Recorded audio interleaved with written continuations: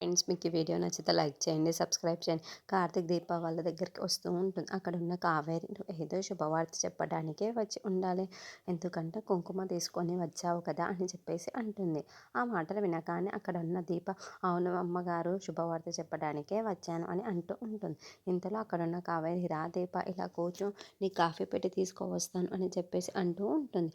ఆ మాటలు వినగానే అక్కడున్న దీప మాత్రం, లేదమ్మగారు, నాకు అంత టైం లేదు, నేను ఇక్కడ నుండి అర్జెంటుగా వెళ్ళాలి, ఇంకా బోల్డన్ని పనులు ఉన్నాయి అని చెప్పేసి అంటూ ఉంటుంది. ఆ మాటలు వినగానే అక్కడున్న కావేరి, నువ్వు మొండిదానివి కదా, ఎంత చెప్పినా వినవు అని చెప్పేసి అంటూ ఉంటుంది. సరే ఏంటో చెప్పు అని చెప్పేసి అడుగుతూ ఉంటుంది. రేపు కాంచన్ అమ్మగారు పాప పేరు మీద హోమం జరిపించబోతున్నారు ఇంట్లో, అందుకే మీకు ఆ విషయం చెప్తామని ఇక్కడికి వచ్చాను, మీరు తప్పకుండా ఆ హోమానికి రావాలి అని చెప్పేసి అంటూ ఉంటుంది. ఆ మాటలు వినగానే అక్కడున్న కావేరి అయితే చాలా సంతోషిస్తూ ఉంటుంది.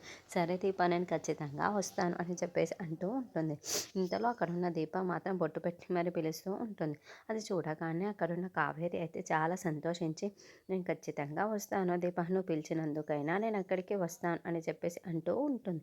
ఇంతలో అక్కడికి దీప వాళ్ళ మామయ్య వస్తూ ఉంటారు. అది చూడగానే అక్కడున్న వాళ్ళ మామయ్య అయితే, అదేంటి దీప మా ఇంటికి వచ్చి నా భార్యకు ఎందుకు బొట్టు పెడుతుంది, ఏదో జరుగుతుంది, నాకేంటో అర్థం కావటం లేదు, ఎలాగైనా సరే ఖచ్చితంగా తెలుసుకోవాలి అని చెప్పేసి అనుకుంటూ ఉంటాడు.